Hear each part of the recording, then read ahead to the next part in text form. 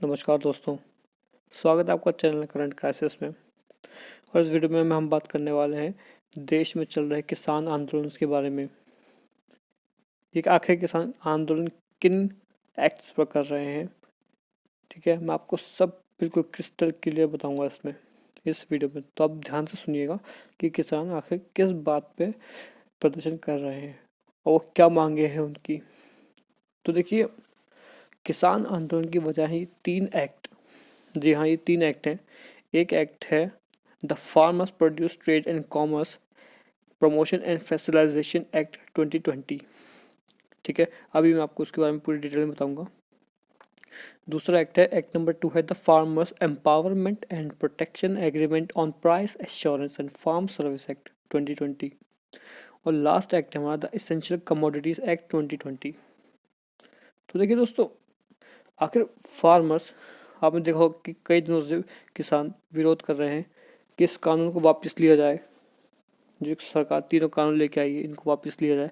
लेकिन इसकी वजह क्या है, ठीक है। इन कानून में सरकार ने क्या कहा है, एमएसपी क्या होती है, ठीक है दोस्तों, और एपीएमसी क्या होती है, मैं आपको सब बताऊंगा, बस आप सुनते रहिए। तो देखिए, पहले पहले एक्ट पर आते हैं। तो पहला एक्ट है the farmers produce trade and commerce promotion and facilitation act 2020। देखिए, इस एक्ट को समझने से पहले आपको समझना होगा कि एपीएमसी क्या होता है, ठीक है दोस्तों। APMC means agricultural produce marketing committees. देखिए, एक बात समझिए आप, जब किसान अपना, मान लीजिए किसान है, वो अपना 1 क्विंटल गेहूँ बेचने जाता है, तो वो किसान अपना 1 क्विंटल गेहूँ किसको बेचेगा, सरकार को? जी नहीं। या फिर किसी सब्जी वाले को? जी नहीं। वो बेचता है एपीएमसी को, जिसे हम बोलते हैं, अगर मैं हिंदी में बोलूँ तो इसे हम बोलते हैं कृषि मंडी, ठीक है। और इसे हम बोलते हैं एपीएमसी।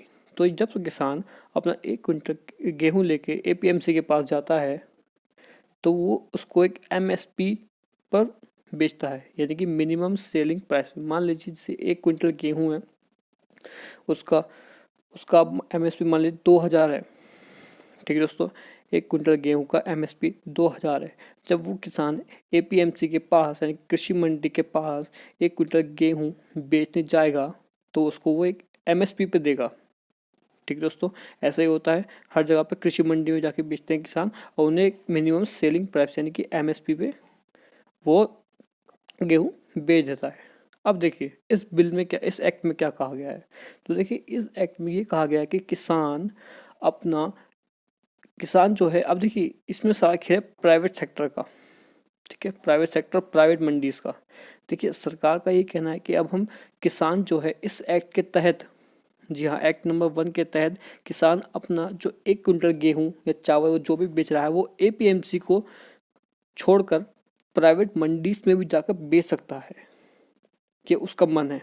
अच्छा, ऐसा क्यों है, किसान क्यों बेचेगा प्राइवेट मंडीज में जाके? क्योंकि प्राइवेट मंडीज वाले उसको ज़्यादा पैसे देंगे, ठीक है दोस्तों। जहाँ एपीएमसी उस फार्मर को 2000 रुपये पर क्विंटल दे रही थी, वहीं प्राइवेट मंडीज उसको 2200 2300 में 1 क्विंटल गेहूं का एमएसपी देगी। तो देखिए, किसानों को फायदा है इससे, तो किसानों को खुश होना चाहिए इससे। जी नहीं, ऐसा नहीं है। अब ऐसा क्यों है, तो देखिए, इसमें इसमें जो है किसानों का कहना है कि अगर ऐसा होता है, अगर किसान लगातार प्राइवेट मंडी में या प्राइवेट सेक्टर, जैसे आप सुनो आशीर्वाद आटा है, इन्हीं को जाकर सीधा रिटेल में जाकर बेच देगा, प्राइवेट कंपनीज को जाकर अपना 1 क्विंटल गेहूँ या जो भी वो अनाज उगा रहा है वो उसे बेच देगा, तो एक टाइम पे आकर एपीएमसी जो है ख़त्म हो जाएंगी, जिन्हें हम बोलते हैं बीच का आदमी बोलते हैं वैसे एपीएमसी को, ठीक है दोस्तों। एपीएमसी को बीच का आदमी बोलते हैं। तो देखिए, एपीएमसी एक टाइम पे आके ख़त्म हो जाएंगी, समझते हैं बात को आप। एपीएमसी जब ख़त्म हो जाएगी, तो दिक्कत तो किसानों को होगी इससे। तो देखिए, ऐसा नहीं कि एपीएमसी ख़त्म हो जाएगी या अगर 1 साल में ख़त्म हो जाएगी, देखिए कुछ टाइम लगेगा। देखिए, आप एक एग्जांपल लीजिए, एक एग्जांपल लेता हूँ मैं बीएसएनएल का, ठीक है। एक बीएसएनएल का एग्जांपल लेता हूँ। आपको पता है कि एक टाइम पे बीएसएनएल कंपनी सिम की कंपनी थी, जो शुरू शुरू में भारत सरकार की ही थी, ठीक है दोस्तों।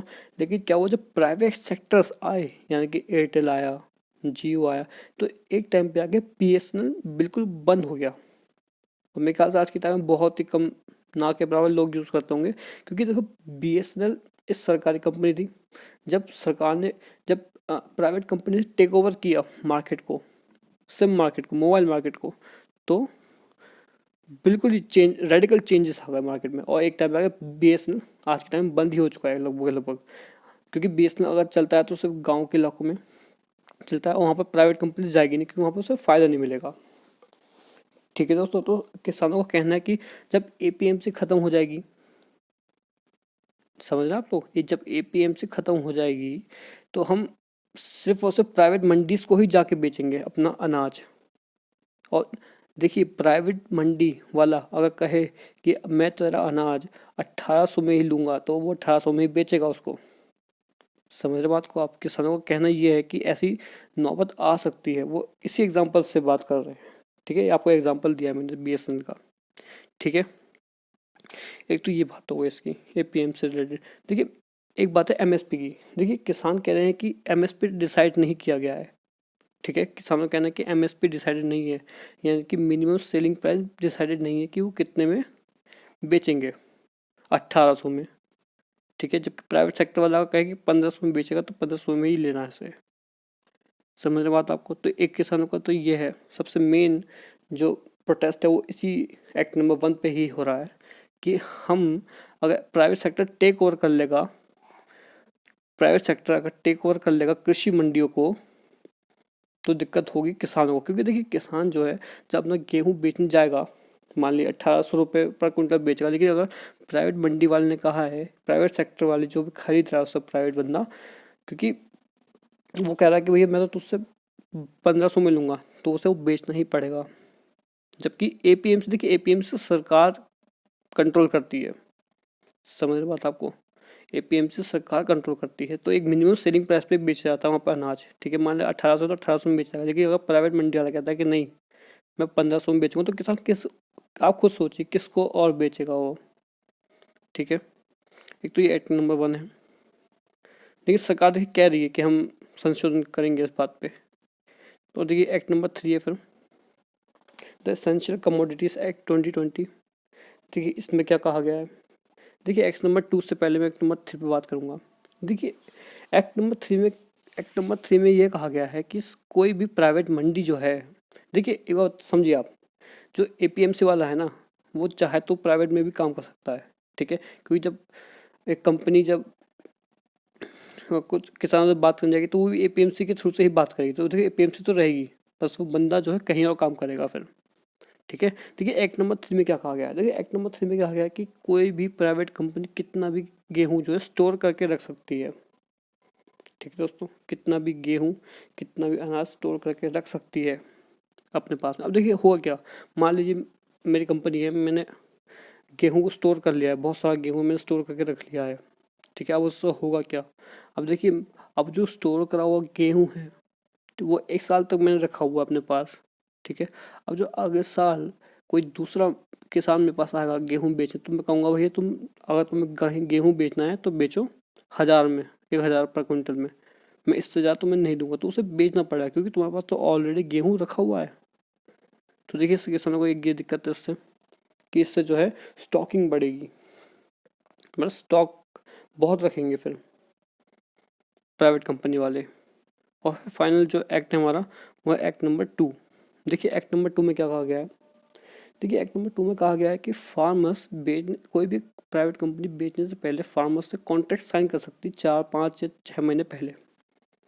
ठीक है, कि भैया मैं तुम्हें इतने दाम पे ही ये बेचूंगा और इतने दाम पे ही मिलूंगा तुमसे ये। मान ली 22,000 है, वो सॉरी, मान ली डिसाइड कर लिया कि उसमें 2200 रुपये है। ठीक है, तो 2200 रुपये में ही वो 3-4 महीने बाद उससे लेगा। तो देखिए इससे दिक्कत क्या है, देखिए इसमें भी एमएसपी डिसाइडेड नहीं है। ठीक है दोस्तों, MSP means minimum selling price, इस पे भी डिसाइडेड नहीं है कि वो कितने में बेचेगा। तो आप समझ गए होंगे कि किसान की दिक्कत क्या है। देखिए ये जो एक्ट्स हैं, इनमें संशोधन हो सकते हैं, मेरा खुद मानना है पर्सनली, किए जा सकते हैं अगर सरकार चाहे तो। बाकी देखते हैं क्या रहता है। आपको वीडियो अच्छा लगा तो लाइक करें, सब्सक्राइब करें, शेयर करें। कुछ क्वेश्चन तो कमेंट में पूछें आप। Thank you everyone.